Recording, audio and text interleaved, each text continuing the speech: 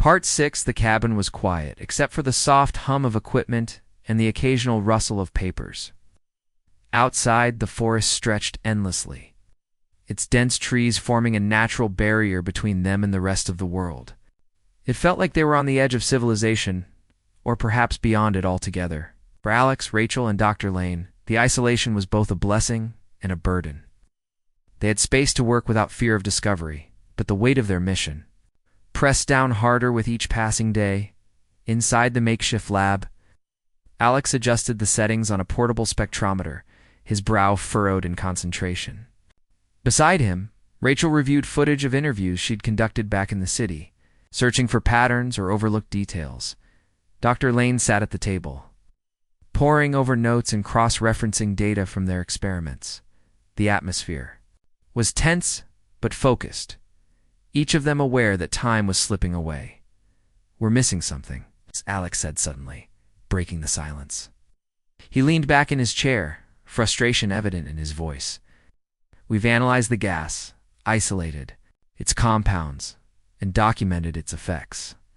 But we still don't know why the aliens chose this method.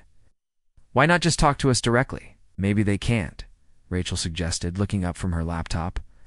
"What if their form of communication is so different from ours that they had to find a way to bridge the gap? Smells, memories, emotions, they're universal. Maybe that's the only language they think we'll understand." "It's possible," Dr. Lane agreed. "But there's more to it than that. This gas isn't just about communication. It's testing us, our reactions, our resilience, maybe even our values." Alex nodded slowly. "You're right. If they wanted to send a simple message, they could have done it without all this complexity. Instead, they're forcing us to adapt, to think differently." Rachel frowned. "Adapt to what? What are they trying to teach us?" Before anyone could answer, the sound of static crackled through the room. Startled, they turned toward the source, a small radio Alex had brought along for emergencies. At first it seemed like interference, but then a faint voice emerged, distorted but intelligible. "To all citizens, remain calm. Further instructions." Oh, the transmission. Cut in and out, making it difficult to catch every word. Rachel scrambled to adjust the dial, hoping to get a clearer signal. "It's an official broadcast," she said, her tone sharp with urgency. "They must be updating the public." After a few seconds of fumbling, the message became clearer. "Reports indicate the alien presence remains stable.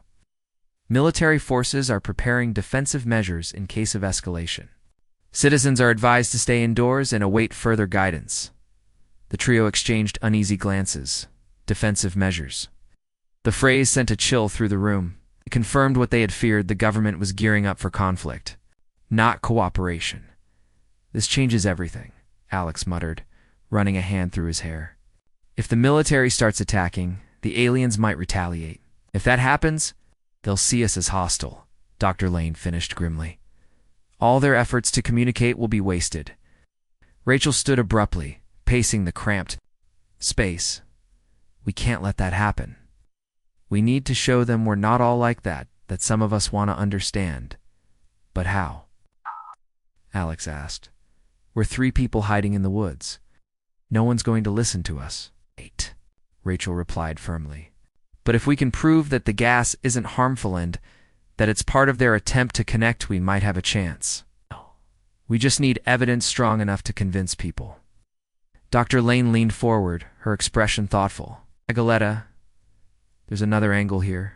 Remember those physiological responses you found? The warmth in the chest, the tingling in the fingers? What if those aren't side effects?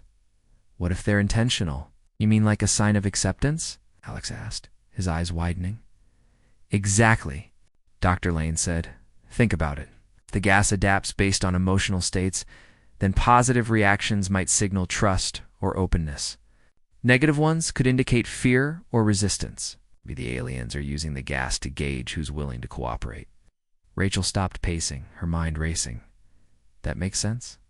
People who felt comfort or nostalgia, they weren't just reacting randomly. They were being marked as potential allies. "And the others?" Alex asked quietly. "Maybe they're being flagged as threats," Dr. Lane replied. "Or maybe they're being given a second chance. Either way, it's clear the aliens aren't treating everyone the same. The realization hit them all at once. The gas wasn't just a tool, it was a filter, separating humanity into categories based on their emotional and psychological responses.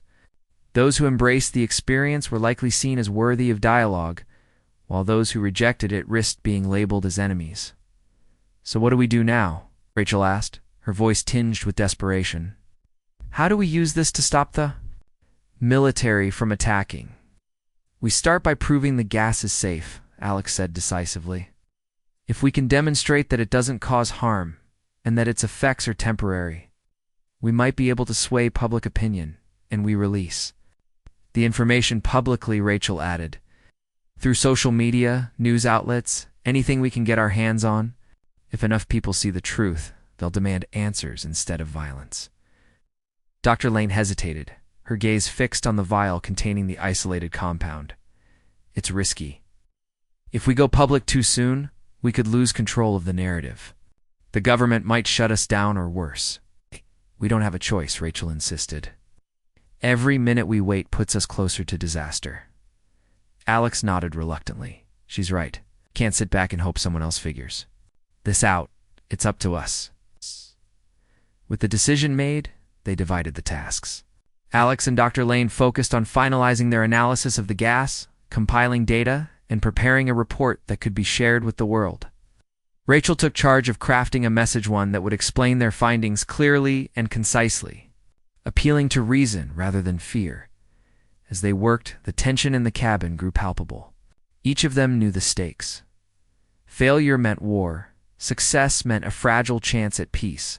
But beneath the pressure, a spark of hope flickered. They weren't just fighting for themselves, they were fighting for humanity's future. By midnight, the report was ready. Rachel read it aloud, ensuring every word conveyed the urgency of their situation. "The alien gas released over New York City is not a weapon. It is a form of communication designed to evoke emotional and sensory responses, unique to each individual. Its purpose appears to be testing humanity's capacity for understanding and adaptation. While its effects may vary, there is no evidence of lasting harm. To respond with aggression would be a grave mistake, one that could escalate tensions and lead to catastrophic consequences. We urge global leaders to seek peaceful engagement with the visitors and prioritize diplomacy over conflict." When she finished, Alex and Dr. Lane nodded in approval. "That's it," Alex said. "Clear, concise, and impossible to ignore." Rachel uploaded the report to multiple platforms, tagging journalists, scientists, and activists she hoped would amplify their message. Within minutes, notifications began flooding in, shares, comments, questions. The response was overwhelming, far greater than any of them had anticipated. But amidst the support, there were also warnings. Messages from strangers urging them to stay safe, reminding them that speaking out carried risks. One comment stood out: "Be careful. Not everyone wants peace." Despite the danger, Rachel felt a surge of determination. For the first time since the invasion began, she believed they had a real chance to make a difference. The aliens had offered humanity a test, and Rachel, and Dr. Lane were determined to pass it. As dawn broke over the forest painting, the sky in hues of pink and gold, the trio stepped outside to watch the sunrise. The air was crisp, filled with the scent of pine and damp earth. Somewhere above, the alien ship still hovered, silent and watchful. "What happens next?" Rachel asked softly. "I don't know," Alex admitted. "But whatever it is, we'll face it together." Dr. Lane smiled faintly. "That's all we can do. Keep moving forward." And so, under the vast expanse of the morning sky, they stood united, not just as individuals, but as representatives of a species striving to rise above fear and embrace understanding. Ahead, they were ready to meet them head-on. Part 1. The sky above New York City was an eerie shade of orange as the sun dipped below the horizon. The streets buzzed with the usual evening chaos: cars honking, pedestrians rushing to get home, and the distant hum of subway trains rattling beneath the pavement. But tonight, something felt different. It wasn't just the strange light in the sky, or the way the air seemed heavier than usual. It was a sense of unease that had settled over the city like a thick fog, creeping into every corner and making people glance nervously upward. Alex Carter stood on the rooftop of his apartment building, staring at the massive object hovering miles above Manhattan. He adjusted his glasses, squinting against the fading sunlight to get a better look. The ship was enormous, its metallic surface glinting faintly despite the dimming light. Its shape was unlike anything he'd ever seen. Smooth curves blended seamlessly into sharp angles, giving it an almost organic appearance. It looked less like a machine and more like some kind of living creature suspended in the sky. "What is that thing?" Alex muttered under his breath, though no one was around to hear him. He tightened his grip on the railing, feeling a mix of awe and dread wash over him. As an environmental scientist, Alex spent most of his days studying ecosystems and trying to understand how nature worked. This was beyond anything he could have imagined. Down below, the streets were filling up with people who had stopped whatever they were doing to stare at the sky. Some pointed their phones upward, capturing shaky videos of the alien vessel. Others simply stood there, frozen in place, their faces pale with shock. A few brave souls shouted questions toward the heavens, demanding answers from whoever or whatever was inside the ship. Across town, Rachel Monroe sat in her cramped studio apartment, scrolling through social media feeds flooded with images and videos of the mysterious craft. Her phone buzzed constantly with notifications, each one adding another layer of confusion to the growing mystery. As a journalist for a small local news outlet, Rachel knew she couldn't afford to sit idly by while history unfolded outside her window. She grabbed her camera bag and headed out the door, determined to capture the story firsthand. Rachel's heart raced as she navigated the crowded sidewalks, weaving between clusters of wide-eyed onlookers. The energy in the air was electric, charged with both excitement and fear. People whispered theories about the ship's origins. Some believed it was a government experiment gone wrong, while others insisted it was proof of extraterrestrial life. Whatever the truth was, Rachel knew she had to find out. When she reached Times Square, the scene was even more chaotic. Bright billboards flashed advertisements for movies and soda, completely oblivious to the otherworldly visitor looming overhead. Tourists snapped photos next to oversized cartoon characters, their smiles tinged with nervousness. In the middle of it all, a group of protesters held up hastily made signs that read, "Go home, and we don't want you here." Rachel raised her camera and began taking pictures, capturing the surreal juxtaposition of everyday life, interrupted by the extraordinary. She noticed a man standing nearby, speaking passionately into a microphone connected to a portable speaker. His voice carried over the din of the crowd, drawing people closer. "They're here to take what's ours," the man shouted, his face flushed with anger. "We can't let them win. We have to fight back." A murmur rippled through the audience, some nodding in agreement while others looked skeptical. Rachel edged closer, intrigued by the man's conviction, before she could ask him any questions. However, a loud rumble echoed across the square, silencing everyone instantly. All eyes turned skyward as the alien ship began to move. Slowly at first, then with increasing speed, it descended lower, casting a shadow over the city. The once distant hum of its engines grew louder, vibrating through the ground beneath their feet. For a moment it felt as though time itself had stopped. All anyone could do was watch in stunned silence as the gargantuan vessel positioned itself directly above Times Square. Then, without warning, a beam of light shot down from the ship, illuminating a small section of the street. People scrambled out of the way, screaming and shoving each other in their desperation to escape. Rachel froze, her camera still raised, unsure whether to run or stay and document what was happening. Her instincts screamed at her to flee, but something deep inside kept her rooted to the spot. From the light emerged a sleek, insect-like drone. Its body shimmered with iridescent colors, shifting and changing as it moved. Thin legs extended from its underside, allowing it to land gracefully on the asphalt. A mechanical whir filled the air as the drone's head rotated, scanning the crowd with glowing red eyes. For several tense moments, nothing happened. Then a voice boomed from unseen speakers, reverberating through the square. The words were choppy and disjointed, clearly not meant for human ears, but somehow understandable. Humans. Cease destruction. Comply or perish. The message repeated itself, each iteration more menacing than the last. Panic erupted among the crowd as people realized the gravity of the situation. Some dropped to their knees, pleading for mercy, while others ran blindly in every direction. Rachel stumbled backward, her mind racing to process what she had just heard. Meanwhile, miles away, Alex watched the same scene unfold on live television. His hands trembled as he gripped the edge of his coffee table, unable to tear his gaze away from the screen. The aliens' ultimatum was clear. Stop harming the planet or face annihilation. It was a demand rooted in logic, yet delivered with such cold finality that it sent chills down his spine. Alex's thoughts drifted to his own work. For years, he had warned about the dangers of unchecked industrialization and pollution. He had written papers, given lectures, and pleaded with policymakers to take action, only to be met with indifference or outright dismissal. Now these strangers from another world were echoing his warnings, but with far greater authority and far deadlier consequences. As the night wore on, the reality of the situation began to sink in.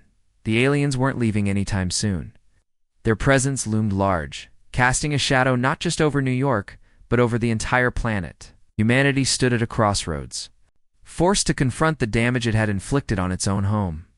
And somewhere in the midst of all the chaos, Alex and Rachel found themselves drawn together by a shared desire to understand and, perhaps, even change the course of events. Neither of them could have predicted what would happen next. Part 2, the next morning, the city woke to an eerie stillness. The usual sounds of traffic and chatter were muted, replaced by a tense silence that hung heavy in the air. People moved cautiously, their eyes darting upward every few seconds, as if expecting the alien ship to descend even lower. News stations broadcast non-stop updates, showing grainy footage of the drone's arrival and replaying the chilling message it had delivered: cease destruction, comply, or perish. Alex Carter sat at his kitchen table, staring blankly at his laptop screen. He hadn't slept all night. His mind buzzed with questions he couldn't answer. Who were these aliens? What did they want, really? And why had they chosen Earth and New York City specifically as their stage for this ultimatum? More importantly, what would happen if humanity didn't comply? He sipped his coffee, the liquid lukewarm now, and scrolled through articles online. Governments around the world were scrambling to respond. Some leaders called for immediate negotiations, while others urged caution, warning that any misstep could provoke the aliens into action. Environmental groups seized the opportunity to push their agendas, claiming the aliens' demand was proof that humanity had gone too far in exploiting the planet. Alex sighed and leaned back in his chair. He knew the science behind environmental damage better than most, but this wasn't just about science anymore. It was about survival. The aliens hadn't specified what actions they expected humans to take: shut down factories, ban cars, stop using plastic. Without clear instructions, how could anyone hope to meet their demands? His thoughts were interrupted by a knock on the door. Startled, Alex stood and walked to the entrance of his apartment. Through the peephole, he saw Rachel Monroe standing there, her camera slung over one shoulder and a notepad tucked under her arm. She looked exhausted, with dark circles under her eyes, but her expression was determined. "Rachel," Alex said, opening the door. "What are you doing here?" "I need your help," she replied without hesitation. "I've been trying to make sense of what's happening, and I think you might have some answers." Alex hesitated. He wasn't used to being sought out for advice, especially not by someone like Rachel, a journalist who seemed to thrive in high-pressure situations. But something about her earnestness made him nod and step aside, inviting her in. Once inside, Rachel wasted no time getting to the point. "You're an environmental scientist, right? You study ecosystems, pollution, all that stuff? Do you think we've really done enough damage to justify whatever this is?" She gestured vaguely toward the window, where the alien ship remained ominously suspended in the sky. Alex ran a hand through his hair, considering the question. "It's complicated," he began. "Yes. We've caused a lot of harm: climate change, deforestation, mass extinction events. But whether it's bad enough to warrant an intervention like this, He trailed off, shaking his head. I don't know, their message was vague.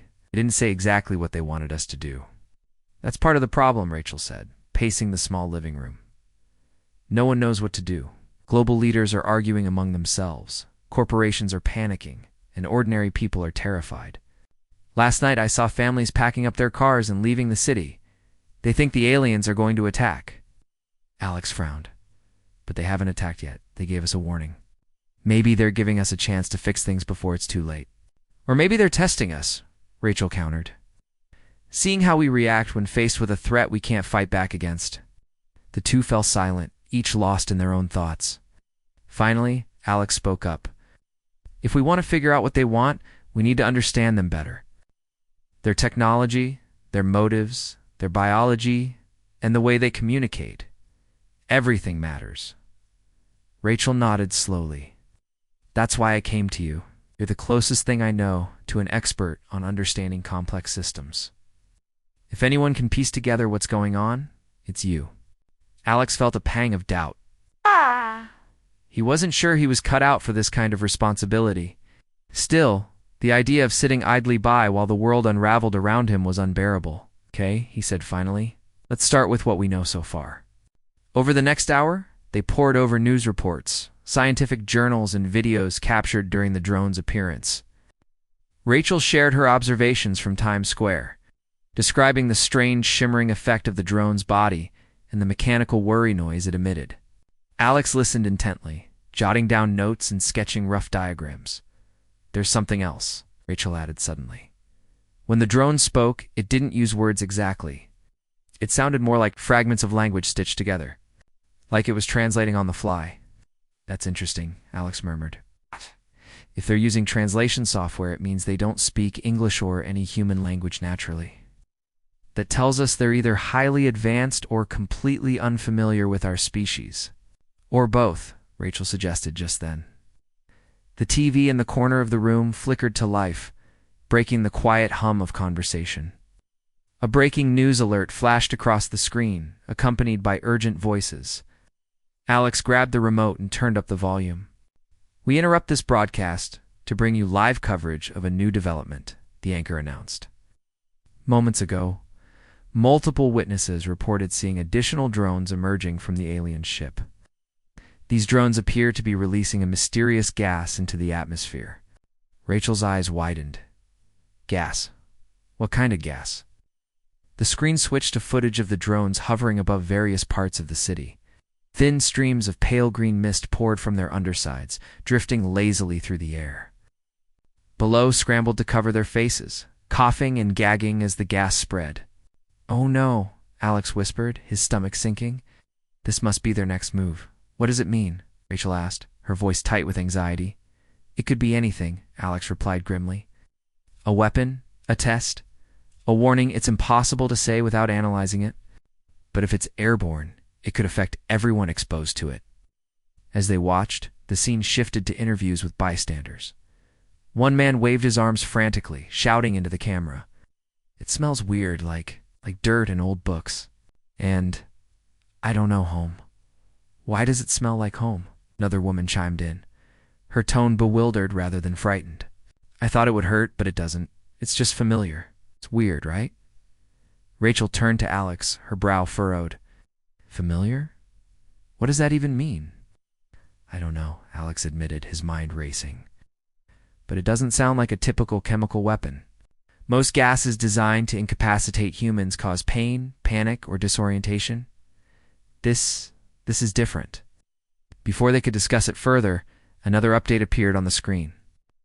Scientists and government officials were urging citizens to stay indoors and seal their windows until the gas dissipated. Hospitals prepared for an influx of patients, though early reports indicated no immediate health effects beyond mild dizziness. This changes everything, Rachel said softly. If the gas isn't harmful, what's its purpose? Are they messing with our minds? Trying to send a message? Alex rubbed his temples, feeling a headache forming. We won't know until we analyze it. If I can get a sample, maybe I can figure out what's in it. You're serious? Rachel asked, surprised. As serious as the situation, Alex replied. If this gas is part of their plan, Understanding it could be key to figuring out what they want and how to respond. Rachel hesitated, weighing the risks. Electing a sample of an unknown substance released by hostile aliens wasn't exactly safe. But staying passive, while the rest of the world panicked, didn't sit well with her either. "All right," she said finally. "Let's do it, but we'll need to be careful." Together, they gathered supplies, a makeshift containment jar, gloves, masks, and a flashlight tanned, headed out into the streets. The city was quieter now, with most people following the authorities' advice to stay indoors. The alien gas lingered in the air, faintly visible as wisps of green haze curling around lampposts and parked cars. Despite the surreal sight, there was an odd calmness to the scene. Almost as if the gas had dulled the collective fear that had gripped the city hours earlier. As they worked, Alex couldn't shake the feeling that they were on to something big. The gas wasn't behaving like a conventional weapon, and the reactions of those exposed to it were anything but typical. Whatever the aliens' intentions, they weren't following the rules of human conflict, and that uncertainty scared him more than anything else. By the time they returned to Alex's apartment, the jar was sealed tightly, containing a small amount of the mysterious gas. Rachel set up her camera to document the process, while Alex prepared his equipment for analysis. Neither of them knew what they'd find, but they were certain of one thing. The answers lay within that jar, waiting to be uncovered, and somewhere above them, the alien ship loomed silently, watching. Part 3. Back in Alex's apartment, the air was thick with tension. The small jar, containing the alien gas, sat on the kitchen counter, its contents swirling faintly like a trapped storm cloud. Rachel adjusted her camera, making sure it captured every angle of the makeshift lab Alex had set up. Beakers, pipettes, and test tubes were scattered across the table, alongside a battered microscope that looked like it had seen better days. "This is insane," Rachel muttered, glancing at the jar. "We're analyzing something from outer space, something no one else has even touched yet." Alex didn't respond immediately. He was focused, his brow furrowed as he carefully extracted a tiny sample of the gas using a syringe. His hands moved deliberately, years of scientific training keeping him steady despite the weight of what they were doing. "It's not about being insane," he said finally, his voice calm but firm. "It's about understanding. If we figure out what this gas does, we might understand why they're here and what they want." Rachel nodded, though she still felt uneasy. The idea of poking at an alien substance seemed reckless, even dangerous. But she reminded herself why she was there, to tell the story, to uncover the truth. And if Alex could help her make sense of the gas, then she owed it to the world to document every step. As Alex worked, he explained his process to Rachel. "First, I'll test for basic chemical properties, things like pH levels, density, and composition. Then, if I can isolate any specific compounds, I'll run them through the spectrometer to see if they match anything known to science." He paused, looking at her. "But I'm guessing this isn't going to be straightforward. Whatever this gas is, it's probably unlike anything we've ever seen before." Rachel leaned closer, watching him transfer the sample into a test tube. "Do you think it's dangerous? I mean, really dangerous?" "I don't know," Alex admitted. "So far, reports suggest it doesn't cause physical harm, at least not right away. But that doesn't mean it's harmless. It could have long-term effects, or it might interact differently with certain people depending on their biology." The thought sent a chill down Rachel's spine. She glanced at the jar again, half expecting it to glow or shift in some unnatural way. Instead, it just sat there, eerily still. Hours passed as Alex methodically ran tests. Rachel stayed by his side, jotting down notes and snapping photos. Occasionally, she asked questions, trying to piece together what each result meant. At one point, Alex held up a vial of liquid and squinted at it under the light. "This is strange," he said, turning the vial slightly. "There's something in here that reacts oddly when exposed to oxygen. It's almost like it's alive." "Alive?" Rachel echoed, her voice rising slightly. "You mean like bacteria or something?" "Not exactly," Alex replied, shaking his head. "It's more complex than that. Some of these molecules are behaving in ways that shouldn't be possible. They're rearranging themselves, adapting to their environment. It's like the gas is learning." Rachel stared at him, her mind struggling to wrap around the concept. Learning? You're saying this thing is smart? I'm saying it's dynamic, Alex corrected. It changes based on its surroundings. That could explain why people reacted so differently to it. For some, it smelled familiar, comforting even. For others, it might have triggered something else entirely. The implications were staggering. If the gas wasn't just a weapon but a tool designed to interact with human emotions or memories, then the aliens' intentions were far more nuanced than anyone had anticipated. Were they trying to communicate, to manipulate? Or was this all part of some larger experiment? As the night wore on, Alex grew increasingly absorbed in his work. Rachel noticed how his movements became sharper, more precise, as if driven by a growing urgency. She admired his focus, but couldn't shake the feeling that they were playing with fire. Every new discovery brought them closer to understanding the aliens, but also deeper into uncharted territory. Finally, after what felt like an eternity, Alex leaned back in his chair and let out a long breath. "Okay," he said, rubbing his temples. "I've got something." Rachel perked up instantly. "What is it?" "It's hard to explain," Alex began, choosing his words carefully. "The gas contains traces of organic compounds similar to those found in Earth's soil and vegetation, but they've been altered, somehow enhanced maybe. When mixed with air, they release particles that seem to stimulate certain neural pathways in the brain." "Neural pathways?" Rachel repeated, frowning. "You mean it messes with our minds?" In a way, Alex nodded. But not in a harmful way, not directly anyway. These particles appear to trigger sensory memories. Smells, textures, sounds, all tied to feelings of comfort or nostalgia. That's why people described it as smelling like home. It's tapping into something deep inside us, something primal. Rachel's eyes widened. "So it's not just random, it's deliberate." "Exactly," Alex said. "Whoever created this gas knew exactly what they were doing.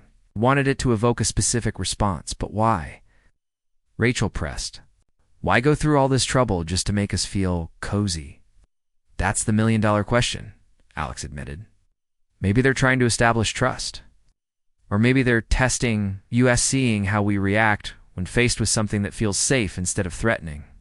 Rachel chewed on her lip, thinking, if they wanted to scare us, they could have used something lethal, something terrifying. But they didn't. They chose this instead. Almost like they're giving us a choice. "A choice," Alex echoed. Raising an eyebrow? "Between what?" "Between fear and familiarity," Rachel said slowly. "Between seeing them as enemies or Us. something else." Her words hung in the air, heavy with possibility. Neither of them spoke for a moment, both lost in thought. Then Alex stood abruptly and started packing away his equipment. "We need to share this with someone who can help us take it further. Someone with access to better tools and resources." Rachel hesitated. "You mean like the government?" "Not necessarily," Alex replied. "Official channels might slow us down, or worse, shut us out completely. No, we need someone independent. Someone who won't dismiss this as crazy." Rachel thought for a moment, then snapped her fingers. "Dr. Emily Lane. She's a biochemist I interviewed last year for a story on environmental toxins. She's brilliant, and she owes me a favor." Alex nodded. "Good. Let's reach out to her. But first," he glanced at the jar on the counter, "we need to secure this. If anyone finds out what we've done, they'll either lock us up or try to weaponize it themselves." Rachel finished grimly. "Got it. Discretion is key." They spent the next hour carefully sealing the jar and hiding it in a locked cabinet. Then, Rachel pulled out her phone and sent Dr. Lane a quick message explaining the situation. To her relief, the reply came almost immediately. "Meet me tomorrow. Morning at my lab. Bring everything." By the time they finished, dawn was breaking over the city. The sky outside the window was streaked with pink and orange, casting a soft glow over the cluttered apartment. For the first time since the aliens arrived, Rachel felt a flicker of hope. They weren't powerless. They had information and knowledge. Was power. As they prepared to leave, Alex turned to Rachel. "This changes things," he said quietly. "If we can prove that the gas isn't harmful and that it's designed to connect with us emotionally. It might buy us some time, maybe even open a dialogue. Rachel smiled faintly. Let's hope so. Because if we're wrong, we're not wrong, Alex interrupted firmly. We can't afford to be. With that, they stepped out into the quiet streets, heading toward whatever lay ahead. Above them, the alien ship remained suspended in the sky, silent and watchful. Its presence was a constant reminder of the stakes, but also of the opportunity. Humanity had been given a chance to rewrite its story, and Alex and Rachel were determined to seize it. For now, the gas had failed to instill fear. Instead, it had sparked curiosity, connection, and perhaps even understanding. And in that failure, there was hope. For the morning air was crisp as Alex and Rachel made their way to Dr. Emily Lane's lab. Located in a quiet corner of the city near an old university campus, the streets were still unusually empty, with most people choosing to stay indoors. After the alien gas incident, every so often they passed clusters of curious onlookers gathered near windows or rooftops. Staring up at the alien ship that continued to loom silently above Manhattan, Rachel walked briskly, her camera bag slung over one shoulder and the hidden jar containing the gas sample tucked safely inside her backpack. She glanced at Alex, who carried a folder filled with his research notes. His expression was calm but focused, betraying none of the anxiety she felt bubbling beneath the surface. This meeting with Dr. Lane was their best shot at making sense of the gas and maybe even finding a way to communicate with the aliens. When they arrived at the lab, they were greeted by Dr. Lane herself, a petite woman with sharp eyes and graying hair tied back in a loose bun. She wore a white coat, smeared with faint stains from countless experiments. Her demeanor radiated both authority and warmth. You didn't waste any time, Dr. Lane said, ushering them inside. Come on, let's get started. Lab was small but well equipped, with rows of microscopes, chemical analyzers, and shelves lined with bottles of reagents. A large computer monitor displayed graphs and data points, evidence of her ongoing work. Rachel immediately set up her camera, wanting to document every step of the process, while Alex placed the jar carefully on the counter. All right, Dr. Lane began, pulling on a pair of gloves. Tell me everything you've found so far. Alex quickly summarized their findings: the gas's unusual molecular behavior, its ability to evoke sensory memories, and its apparent lack of immediate harm. He handed over his notes, which Dr. Lane scanned with keen interest. This is fascinating, she murmured, adjusting her glasses. It sounds like the gas isn't just a physical substance, it's interacting with human psychology in a very deliberate way. That's what we thought too, Rachel chimed in. But why would they do that? Why go through all this trouble instead of just attacking us outright? Dr. Lane paused, considering the question. Maybe they're not here to destroy us. Maybe they're here to understand us or test us. If they wanted to wipe us out, they could have done it already. Instead, they're using tools that provoke emotional responses rather than violence. It's almost like they're speaking to us, Alex added quietly. Not with words, but with feelings. Dr. Lane nodded. Exactly. They might see emotions as a universal language, one that transcends barriers like speech or culture. If that's true, then this gas could be their attempt to connect with us on a deeper level. The idea sent a shiver down Rachel's spine. It was both beautiful and terrifying to think of aliens trying to communicate through something as intimate as human memory and emotion. But if they were right, then humanity wasn't dealing with invaders. It was dealing with explorers.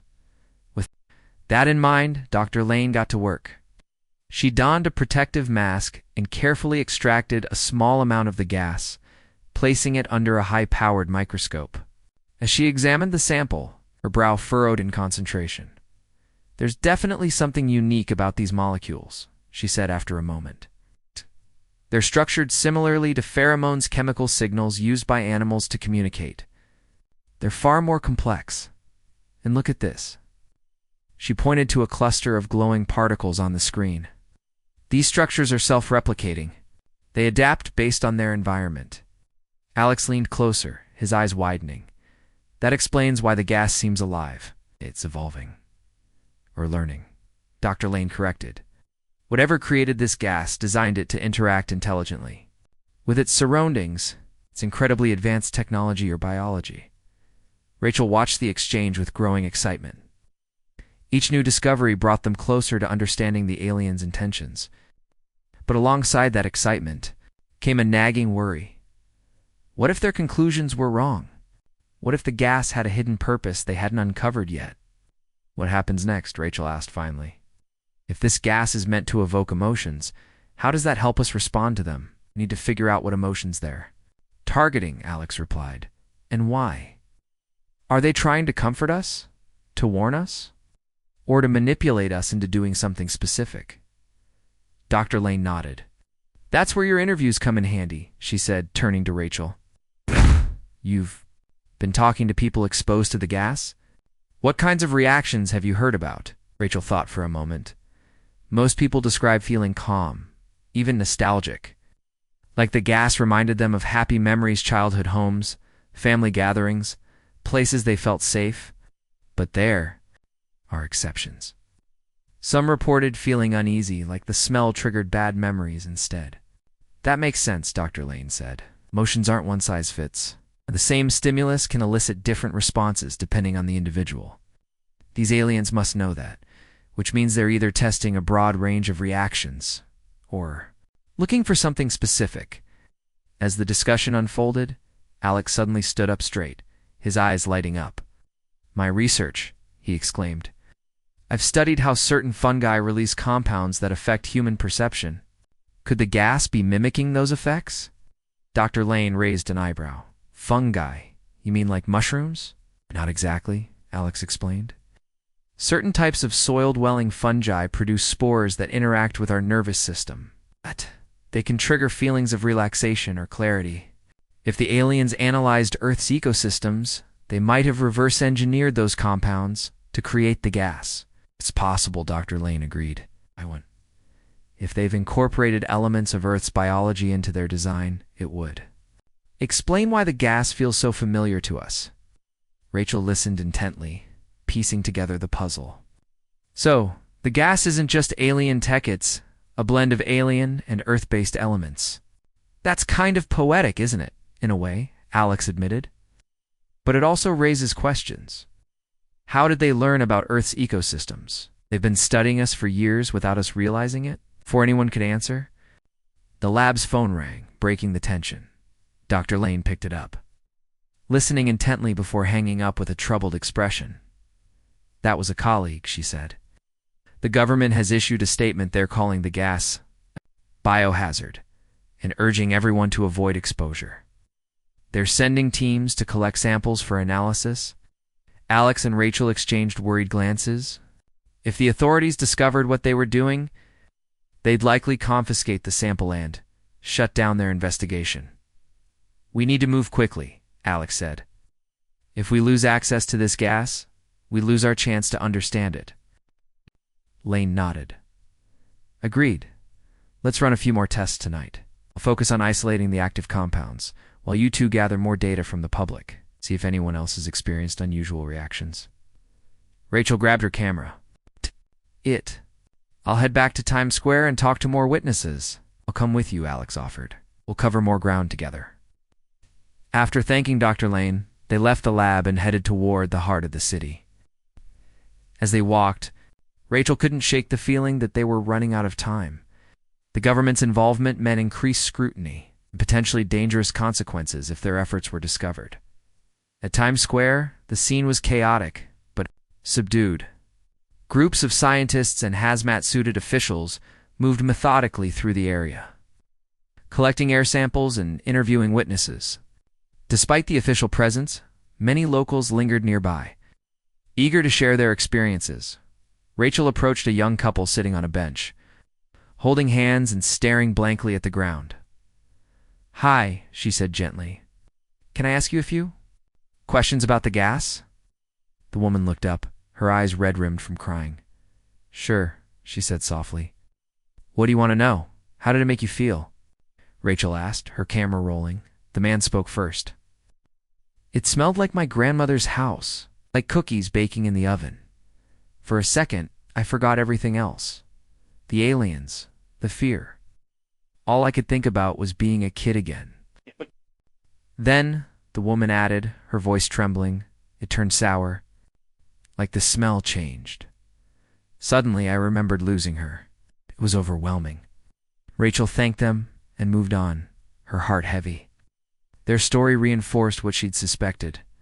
The gas wasn't uniform in its effects. It adapted, responding to each person's unique emotional landscape.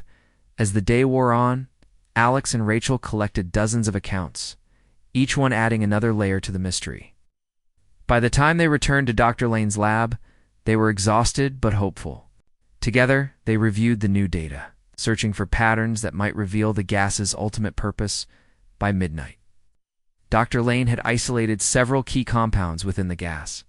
She held up a vial containing a translucent liquid, her face lit with cautious optimism. "This is it," she said. "The core component of the gas. If we can replicate it or neutralize it, we might be able to control its effects." Alex smiled faintly. "Control it, or use it to send a message back." Rachel stared at the vial, her mind racing. If they could harness the power of the gas, they might be able to bridge the gap between humans and aliens, not with weapons or threats, but with understanding. For the first time since the invasion began, she allowed herself to believe that peace was possible. But deep down, she knew the road ahead wouldn't be easy. Part 5. The next morning, the city buzzed with tension. News of the government's declaration that the alien gas was a biohazard had spread quickly, fueling panic among the public. Emergency broadcasts urged people to remain indoors and avoid contact with the substance at all costs. Military vehicles patrolled the streets, their presence adding to the growing sense of unease. For Alex, Rachel, and Dr. Lane, the increased scrutiny meant they had to work even more carefully to avoid drawing attention. Dr. Lane's lab became their sanctuary, a small but crucial space where they could continue their research without interference. The team worked tirelessly, analyzing the isolated compounds from the gas and cross-referencing them with Earth-based biological systems. Alex spent hours hunched over his notes, comparing the molecular structures to those found in fungi and plant pheromones. Rachel documented everything, her camera capturing every experiment, every discussion, every breakthrough. As the day wore on, tensions began to rise, not just outside, but within their tight-knit group. The stakes were higher than ever, and the pressure was starting to show. "We're running out of time," Alex said suddenly, breaking the silence. He stood by the counter, staring at the vial containing the core compound. "If we don't figure this out soon, the government will take over completely, and then what? They'll weaponize it." Rachel looked up from her laptop where she'd been typing furiously. "Do you really think they'd do that? Turn something like this into a weapon?" "I don't know," Alex admitted. "But can we afford to take that risk? If they see potential in this gas, whether for defense or offense, they won't hesitate." Dr. Lane sighed, rubbing her temples. "He's right. Governments tend to act first and ask questions later, especially when it comes to alien technology. We need to stay ahead of them. But how?" Rachel asked. "We're 3 people against, well, everyone else." Alex turned to face her, his expression resolute. "Right. By proving that the gas isn't dangerous, we can show that it's designed to connect emotionally rather than harm physically. Maybe we can change the narrative." "And how do we do that?" Rachel pressed. "People are scared, Alex. Scared people don't listen to reason, they react." "She's got a point," Dr. Lane interjected. "Fear is a powerful motivator. Look at how fast the city emptied out after the government labeled the gas a biohazard. But fear can also blind us, keeps us from seeing the bigger picture." "The bigger picture being what?" Rachel snapped, frustration creeping into her voice. "That these aliens aren't here to destroy us? That they're trying to talk to us through smells and memories? How does that help anyone who's lost their home or seen their family fall apart because of this invasion?" Alex stepped forward, his tone calm but firm. "It helps because it gives us a chance to respond not with weapons, but with understanding. If we can decode the message behind the gas, we might be able to communicate back." Rachel opened her mouth to argue, but stopped herself. She knew Alex was right, deep down. But the weight of everything, the uncertainty, the fear, the responsibility was starting to wear on her. She slumped into a chair, burying her face in her hands. "I'm sorry," she muttered. "I'm just tired. Tired of feeling like we're fighting a battle no one else understands." Dr. Lane placed a reassuring hand on her shoulder. "Not alone in this. None of us are. We're doing the best we can with what we have. And trust me, your work matters. Without your interviews and documentation, we wouldn't have half the insights we do now." Rachel managed a weak smile. "Thanks. I needed to hear that." The moment passed, and the team refocused on their tasks. But the tension didn't disappear entirely. It lingered in the air, a reminder of the challenges ahead. Later that afternoon, as Rachel reviewed footage of her interviews, she noticed something she hadn't before. Several witnesses described not only emotional reactions to the gas, but physical ones as well. One man mentioned feeling a strange warmth in his chest, while another woman recalled a tingling sensation in her fingertips. At first glance, these details seemed minor, almost inconsequential. But when Rachel pieced them together, a pattern emerged. "Guys!" she called out, her voice tinged with excitement. "I think I found something." Alex and Dr. Lane gathered around her laptop, watching as she replayed clips of the interviews. "Listen to this," she said, pointing to the screen.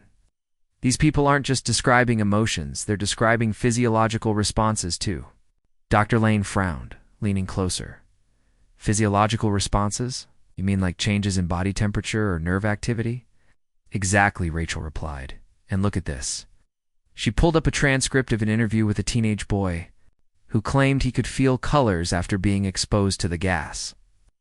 This sounds like synesthesia blending of sensory experiences.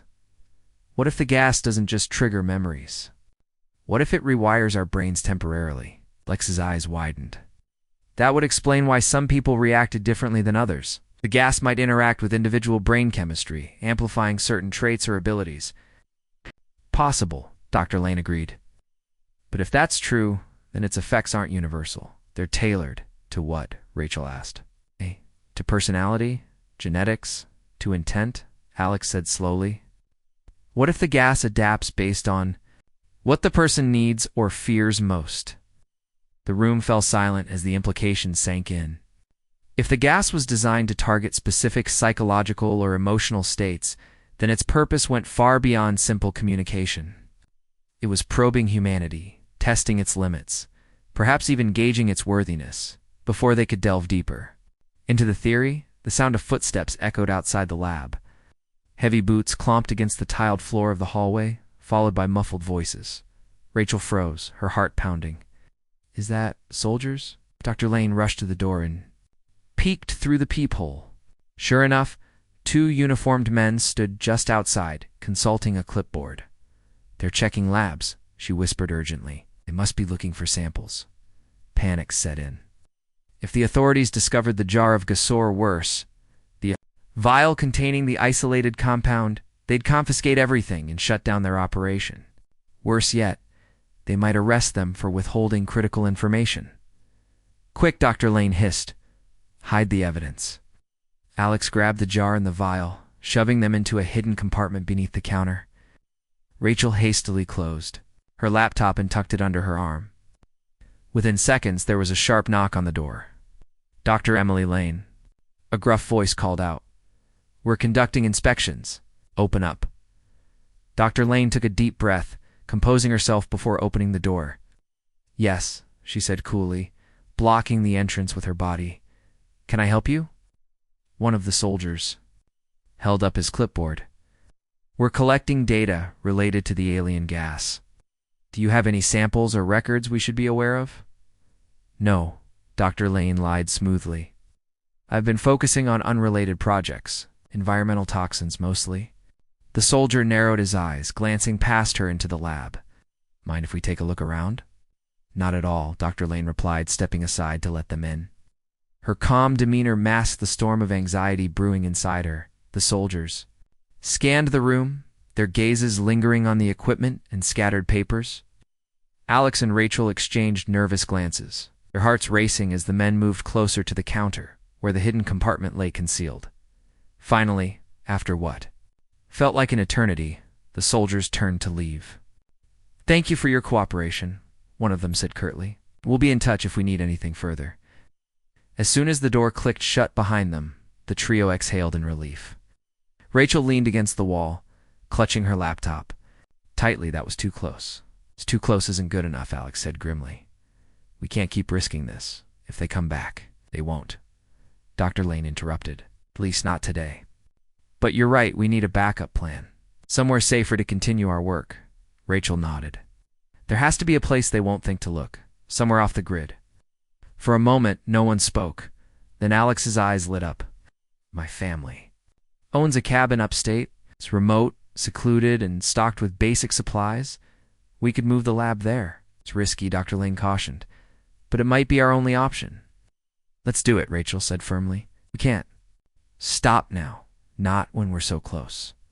The decision made, they packed up the essential samples, notes, cameras, and laptops, and prepared to leave the lab behind. As they locked the door for the last time, Rachel glanced back at the quiet building. She felt a pang of sadness, knowing they were leaving behind the safety and familiarity of the space, but she reminded herself why they were doing this. They weren't just protecting themselves, they were protecting humanity's chance to understand the aliens. The drive to the cabin was long and tense, each mile bringing them farther from the chaos of the city and closer to the unknown. When they finally arrived, the sight of the rustic wooden structure nestled in the woods offered a fleeting sense of peace. Inside, they set up a makeshift lab using portable equipment and whatever resources they'd brought along. As night fell, the team gathered around a small table, illuminated by the soft glow of a lantern. Outside, the forest was alive with the sounds of crickets and rustling leaves. Inside, the weight of their mission settled heavily upon them. "We're safe for now," Alex said quietly. "But we can't lose focus. Every second counts." Rachel nodded, determination replacing her earlier fatigue. "Then let's get to work. Together."